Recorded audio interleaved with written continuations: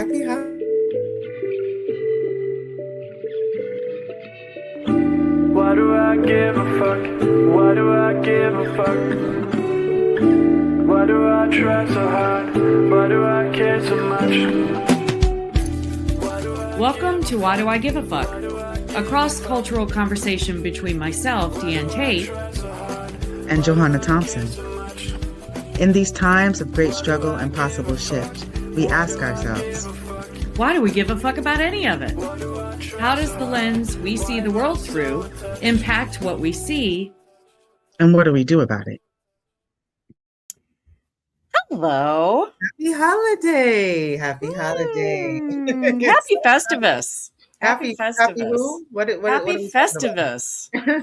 That's what we're Tell going to me be what talking Festivus about is. today. So, Okay. but yeah, it is. The holidays are upon us. They have arrived much, whether we wanted them to or not, they showed up. So It's the cycle of life. What they happens? do. Yeah. Every They do year that we every get this year. holiday. Every year they show up.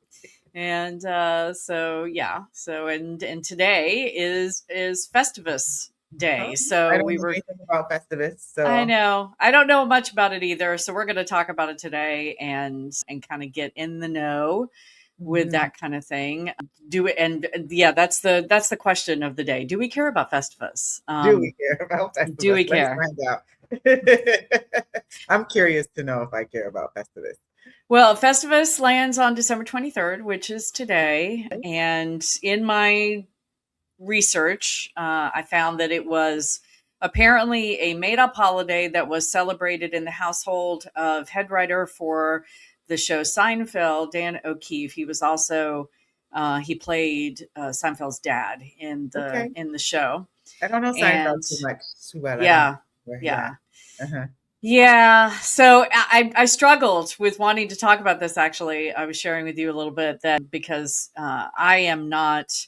I used to watch it when it was on, not like super religious, not like some people that, know all the words to the show and all of Tell that, me but I about the did watch. premise. Can you tell me about the premise of Seinfeld? I feel like I have a connection to Seinfeld because one of my really good friends that I went to Columbia with went to school with Seinfeld. Probably. That sounds about Yes. right. And there was like some little tea that Seinfeld started dating some woman that was like very, very, very young. So Hmm. like though they were our age, there was this like, and I like dating younger people too. So like, no judgment. But back then it was a big issue that Seinfeld really liked to date very, very young people. But I never watched the show, so I don't know very much about what is the premise or anything like that. Yeah, if I'm not mistaken, the woman that ended up being his wife, that he started seeing her before she was 18. And Yeah, he that is was okay. So the tea is real. and he was in his 20s. Yeah. So Mhm. he was grown and she was not, but by age standards. But that's it is what it is. It's a little Cinderella story. They ended up getting married. They did. I Mhm. don't think they're together anymore though. I feel like maybe that marriage ended and he's with somebody else, but I could be wrong about that. I don't know everything about him. Mhm.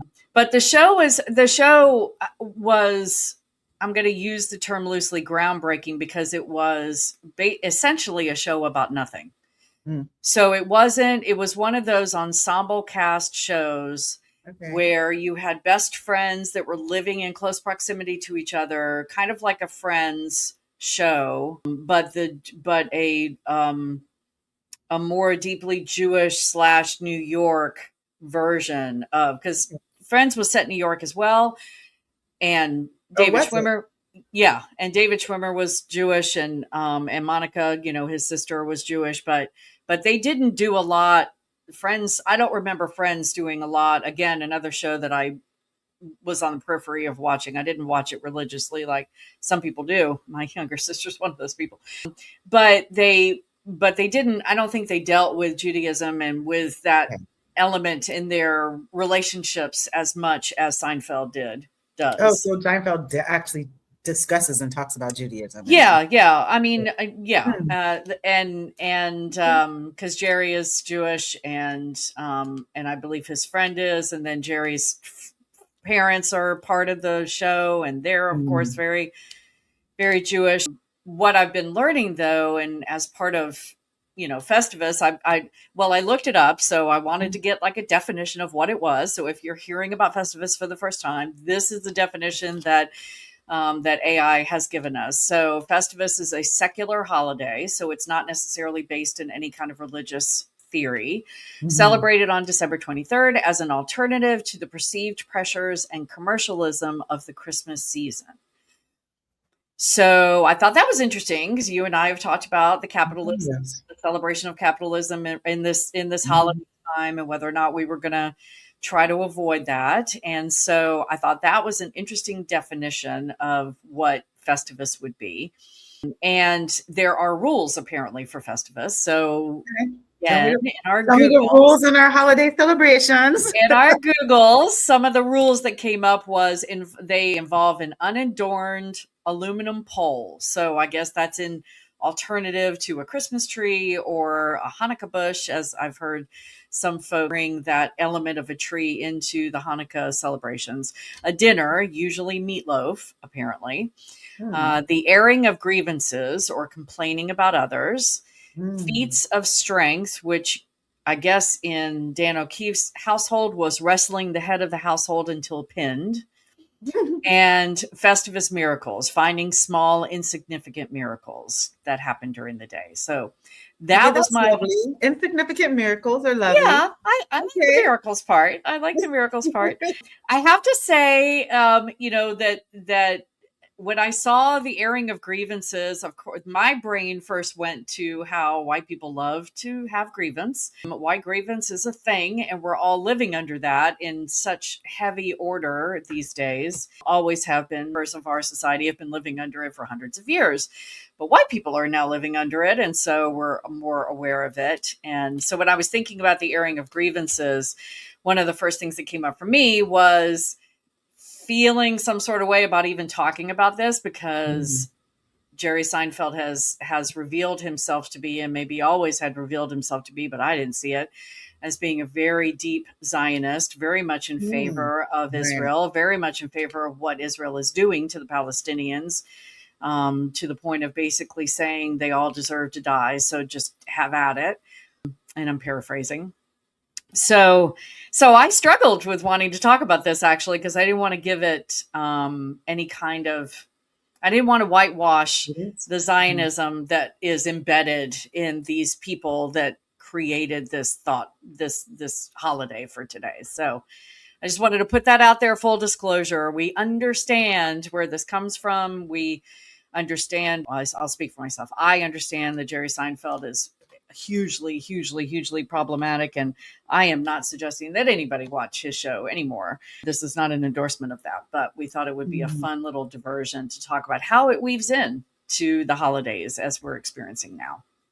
So, I'm always going to come curious. And what I'm curious is is how do you relate to a holiday that is created to, it seems to meet a need. And I'm bringing this in because as we're starting to talk about this, and as you were explaining like the different elements of the, and I'm going to put air quotes up, of this holiday, because it seems like my initial responsiveness to it is that a holiday to celebrate your grievances is something that's inaccessible to me, because I don't see where or why there would be a celebration of the things that you have grievances about. So like when I heard about the small miracles, I just don't intellectually, theoretically, understand why we're celebrating our grievances. That's just strange. And then I think about other holidays, and Kwanzaa in particular, that was created to actually meet a need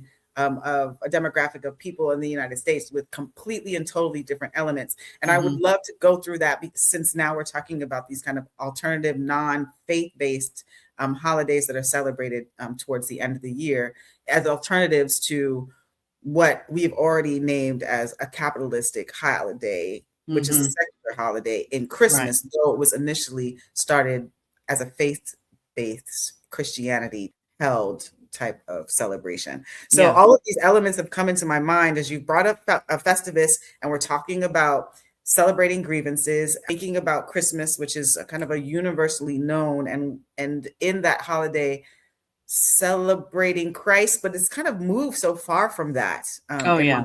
opinion. And so it's Oh kind yeah. of hard to think about what Christmas is. And then also thinking about another alternative, secular, but spiritually based holiday that is created during the same time. So it's a really interesting conversation. But going back to what is your relationship to having uncovered this celebration of grievances? My relationship to it, that's an interesting question. So I'm not quite sure how to answer it. So in terms of airing grievances, I'm very aware at how the difference the difference in the circumstances of me being able to air grievances versus you being able to air grievances.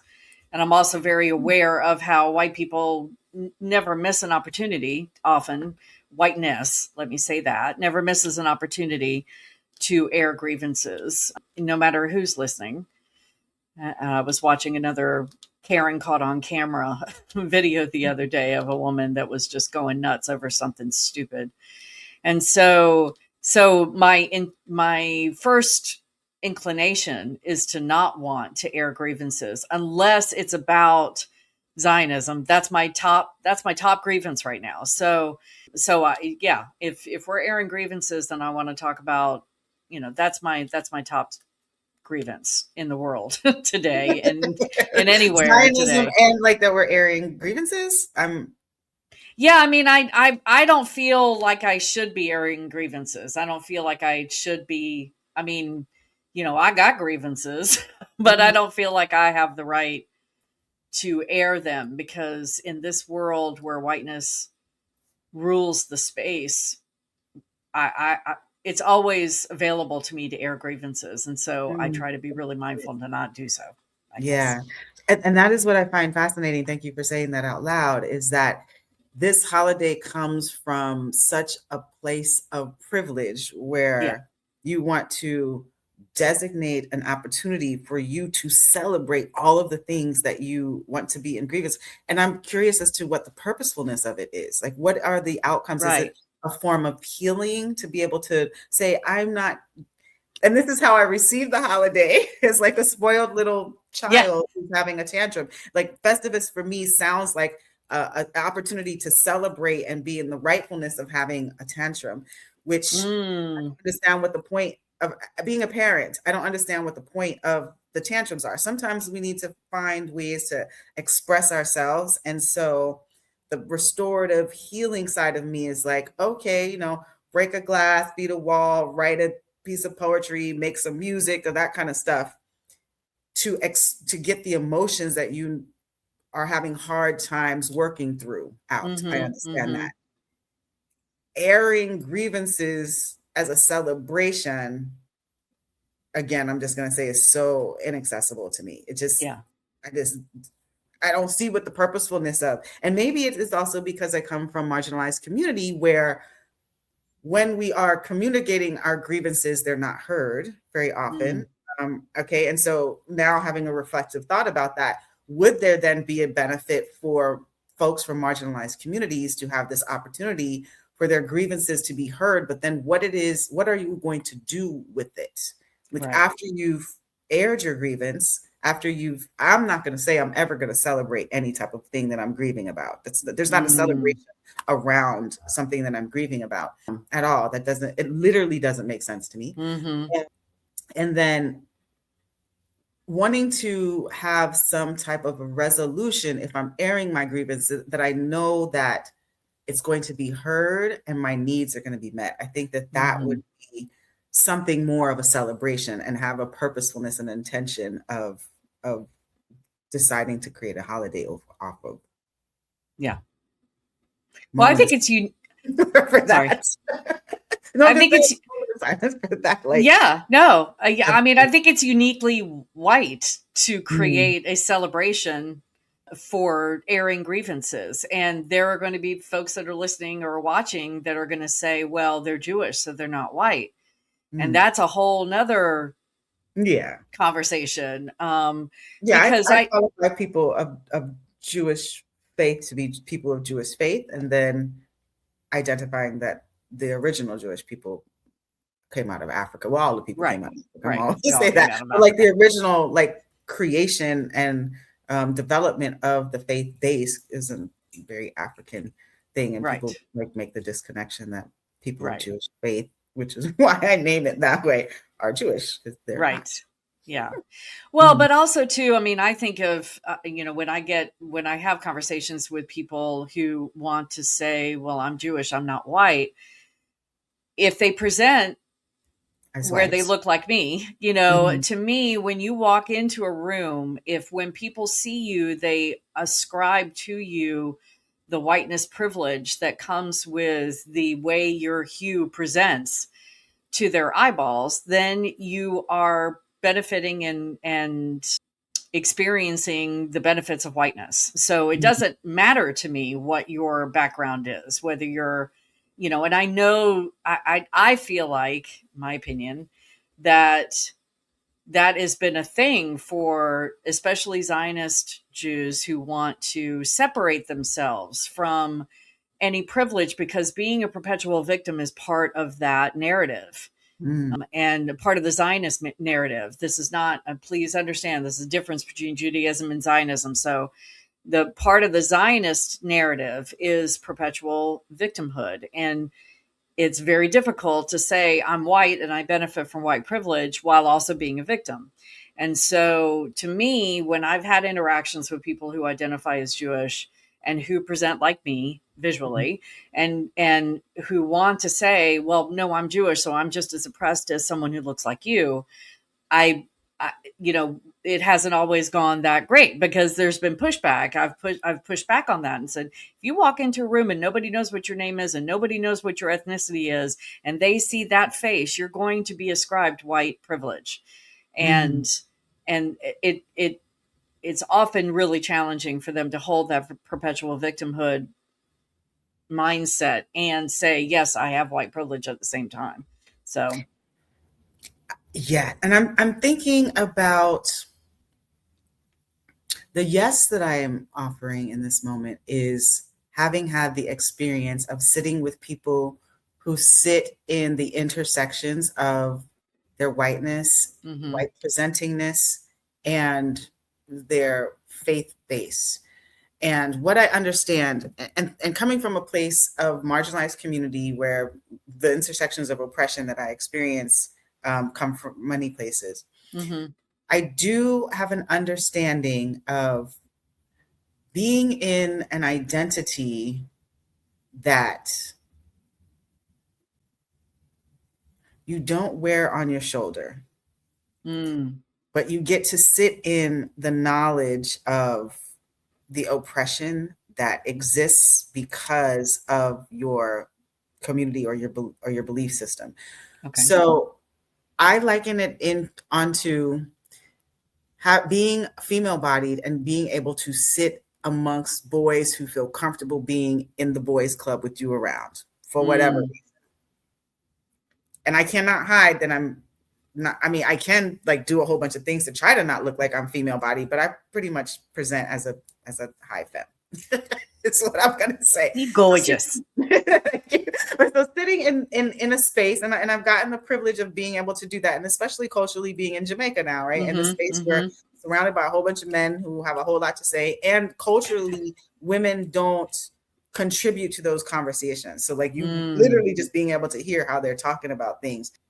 And I liken that into a person of Jewish faith's positionality, where you can sit amongst those who have a different level of privilege than you do and hear how they really think about you mm, in mhm, your in the way that you embody your existence. mhm, And the level of harm that comes from that. I've heard experiences from people of Jewish faith who will be working in a job and be perfectly okay until people find out that they're Jewish, and mhm. then the treatment becomes Changes. completely different. Yeah. Very isolationist, very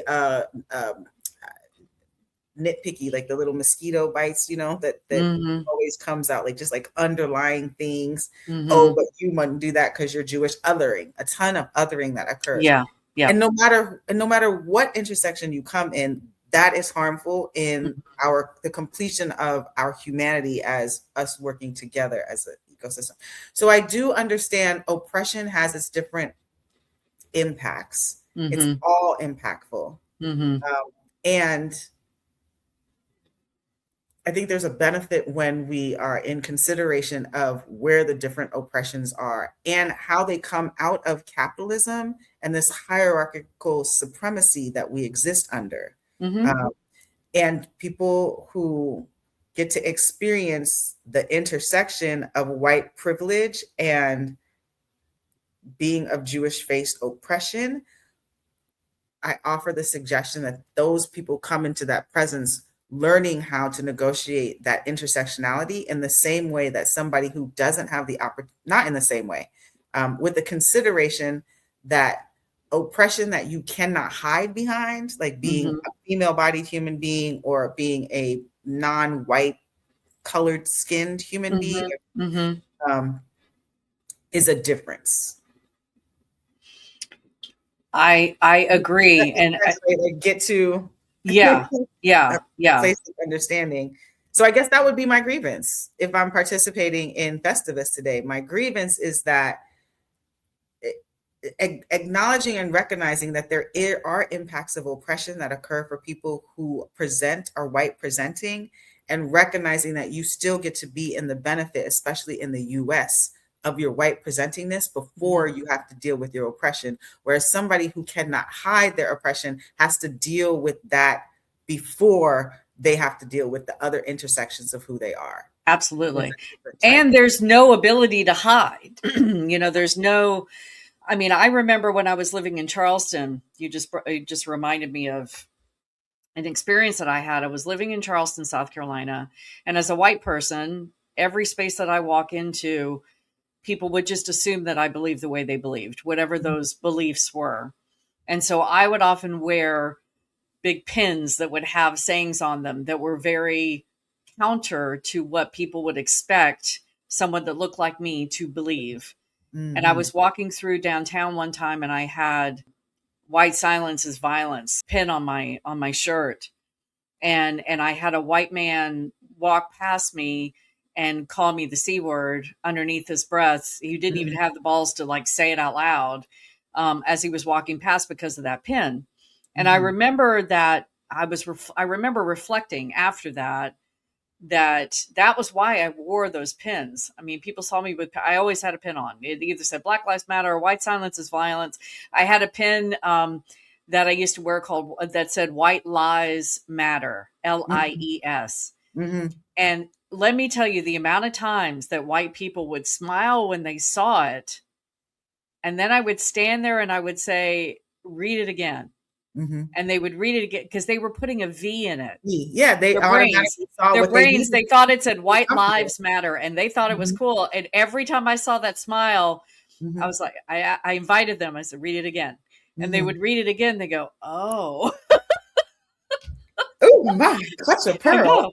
Clutch the pearls. So I intentionally wore those pins everywhere that I went because that was the only way for me to separate myself from that automatic assumption that I believed the same racist bullshit that they believed in, whatever that way that was. Now, did that ever come with any repercussions except for being called the C word under his breath? No, I never felt like I was in danger. I never felt like I was, all the things I had. It was a minuscule opportunity, but it was something I was intentional about to try to, and it was a learning experience for me because it was in that process that I got more clear on how what you were just describing about how a person who presents with a different color skin than white can't hide from that. You as a femme can't necessarily, there are things you could do, but for the most part, you can't stop people knowing that you are a woman and that you present in a certain way. And so, yeah, that was it reminded me of that because that was a little exercise that I did to myself of like, I have to put a pin on my shirt to like, and then I have to hope people read it. So I'm walking And make them read it again. To make them read it again so that they like get the fact that I'm not walking around with a White Lives Matter pin on. And there was a moment where I was like, I can't wear this pin anymore because people think it says White Lives Matter, and I don't want to be ascribed to that mindset. But then I thought, no, that's the challenge, is to. That is the challenge. And the thing that I heard from I'm you, safe to do that. So I need to, it's even more important that I get out there and I wear that pin. So yeah. And the thing that I heard from you in that is separating yourself from the narrative, that the assumed narrative, the assumed assumption that people are thinking like you with White Lives Matter and yes, rah, rah, rah. On that, being able, where's my thought going with this? My thought is going is that narrative exists, and that narrative is so real that you have to, when you present in a certain way, to separate yourself. What are the different mechanisms and billboards that you can utilize? And not everybody is comfortable doing that, to be able to inspire a conversation or inspire a different thought process, a different narrative than what's traditionally going on. And that goes back to what we're talking about as far as these holidays. So Festivus does, ask us to have a different consideration about like how it is that we're celebrating. Again, I'm still trying to figure out how to access this. I'm always trying to figure out if people have done something, there is a need that exists that needs to be met, and really trying to understand a person of Jewish faith coming up with a holiday to air their grievances because they might not believe that they have a voice to air those grievances and those grievances be heard. And so, okay, Festivus, hard to access. Let's talk about some of the other holidays that exist. Like, I want to just go from Festivus into Christmas, and just thinking about like the capitalism that has been ascribed at this point to Christmas, because it was a holiday that I understand as it was initiated. Well, I don't even know now at this point if we're having this conversation. But the focus of how I understood Christmas was about celebrating the fact that Jesus died on the cross for our sins and rose again, and it's Jesus's birthday. And so one of the things, I know I said this on our holiday before, one of the things that we do in the morning before we open presents and stuff like that, which I don't do anymore, but one of the things that we used to do is do a toast to Happy Birthday, Jesus, and sing, the Happy Birthday song to Jesus on Christmas. So to pull the faith component of the holiday into the holiday before we go into the consumerism and the capitalism that they've created a narrative that most of us subscribe to, because it's a fun and joyful thing. It's celebrating love and family and forgiveness of sins and a lot of joy. And when people cannot access those things, they go into a real form of depression. And that's some of the impacts of the way capitalism affects our humanity, is the way I want to say. Capitalism affects our humanity. So your thoughts? And December 25th was not his birthday, and right. It was the day was chosen from a pagan calendar, which I think is hilarious. And then the other piece of it is, what we've been seeing the last 2 years in his birthplace. Jesus was Palestinian. Let's talk about it. Let us talk about the whole truth and the whole truth. Jesus was Palestinian, and he was born in Bethlehem, and they've been bombing, Bethlehem. I remember 2 Christmases ago, I went into New York City for a march on Christmas Day, because I just was like, I can't, I need to do something other than, I just didn't even want to celebrate the holiday. And so a friend of mine and I got on the train and we went into New York City to this march. And that's what we did on Christmas Day, while the Israelis were bombing the place of Jesus's birth. And so it is the whole, I have a hard time even conceiving of the religious part of Christmas, because and you hear this all the time, put Christ back in Christmas, and the reason for the season, and the narrative trying to push people back towards that religious bracket. But it's like, but that's not even, that doesn't even feel like it's based in truth, you know, because of the way we're behaving around where Jesus was born. And Jesus would be on the ground in Palestine going, y'all need to Yeah. stop if Mhm. he was alive right now. And he would Mhm. be deported from this Absolutely. country. He would not even be Absolutely. allowed to be in the US, you know? That And is so, true. yeah, That's a whole nother part that we have to yeah, kind of have a he would conversation about. absolutely have Mhm. been deported Yeah. already. Yeah, yeah, yeah, Mhm. yeah. Yeah. So yeah, if you feel me bristling Uh-huh. at that, that's where it comes from, because it doesn't feel what I'm drawn to these days around any kind of holiday or any kind of celebration is the authenticity of it. Mm. If there's an authentic, rooted, foundational not mindset, spiritual set in any kind of religious celebration, I am there for it, you know. And if it's wrapped in bullshit, I just can't even do Well, it. So bullshit to who? Bullshit to you, because I mean, clearly Festivus is somebody needed to have that holiday as a release. Yeah. but why? Why do they need to? What kind of I'm saying grievances fucking could they effort. possibly have that they need to create a whole fucking day just to, you know? I mean, Talk about that it. I'm sorry, you know, that sounds to me very yeah. I just yeah. That sounds to me that sounds equivalent to let's bomb Jesus's birthplace on Jesus's Mm. birthday. Hell, Yeah, let's do that's that. serious. Let's Yeah. celebrate his day that way. So Mm. to me, that's same. Same, So same. yeah, yeah. That completely makes sense.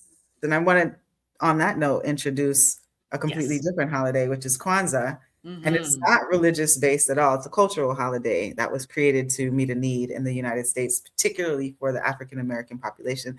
I really enjoy Kwanzaa. I enjoy Kwanzaa because it brings in so many elements of, Mm, it doesn't bring in grievances, but it brings in so many elements of building and creating community that I I think is do central love and that. important, especially for people who have been marginalized in the US because of the racial hierarchies. Yeah. Yeah. But in Kwanzaa, we celebrate that from the 26th to through the first of the new year. Mhm. There are elements of Judaism in there because we do have a candle holder. We do Mm, have 7 principles that go through those 7 days that we focus on. And the 7 principles are called the Nguzu Saba. And it really is a celebration of a harvesting and a bringing together of community. I can go mhm. through the 7 principles and I'll do it quickly. I don't want to go through like a whole thing, but basically, Umoja celebrates the unity of people. And then there's Kuji Chagulia, which is self-determination. And it's like encouraging Mm, people to like name the creation, speaking of oneself. You have Ujima, which is collective work and responsibility. And so highlighting the importance of building and maintaining community together. You have Ujima, which is cooperative economics, which we know is really important. We asked everyone this year to make sure that you didn't participate in the Black Friday and mhm. Cyber Monday and all of those things, that we are making sure that our economic resources stay in our communities. Nia is purpose. What is the purposefulness for which you exist on this earth, and how you're giving back into your community. Mm, Kuumba is creativity, encouraging all of the creativity that comes out of being cultured in the US, being Black cultured in the US, and how your positionality within humanity is as far as your creativity. And then, of course, we end on Imani, faith, and that's having belief in one's people, one's ancestors, and one's culture. And so it's a mm. beautiful ceremony. We have a maqueta, we have candles. I have the stuff that's close around that's going to be put out soon, but you lay it out on the table, and each day you go and you honor the day that corresponds with the Nguzu Saba, using our Swahili language, and Yes. um, and pulling in all the cultural elements that make us who we are, and that's what the celebration is. And so it's completely opposite of grievances, but talking about how it is that you can build community. And it does have the Christmas elements in it, and it does have the Judaism elements in it. So it's a really, I think, a beautiful way to celebrate the holidays and also Mm. celebrate going into the new year and manifesting what it is that you want the new year to look like. So I love that. Thank you for bringing that in. That is a much better note to end on than the airing of grievances. Community, let's learn how to be more human with each other as we celebrate these holidays. Yeah, yeah. I love that. I love that. And I love the community piece of it too, really. I mean, the if we've learned nothing else in the past, especially the past year, but in the past decade, in the past centuries, that community is key. And we know that the powers that be and the narratives that be that want that their top priority is to destroy community.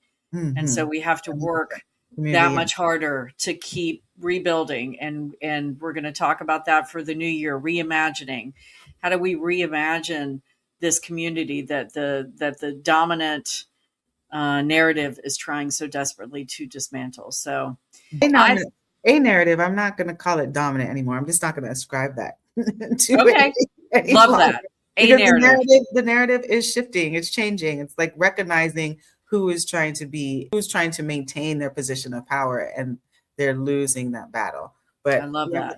The opportunity we solve one problem. We know that these holiday celebrations can be about how we're going to build community going into our future. I love that. I love that. You're right. I need to change that languaging. So I will work on that. And in the meantime, we will see you all after some of these holidays that folks are celebrating in the coming days. And thank you for the conversation. As always, it was fabulous. I love to have it. All right. Talking soon. Thanks for joining us. Until next time, as you move throughout your day, continue to ask yourself, Why Do I Give a Fuck is produced in collaboration with Johanna and Diane. Music by Norwegian musician Water. See you next time.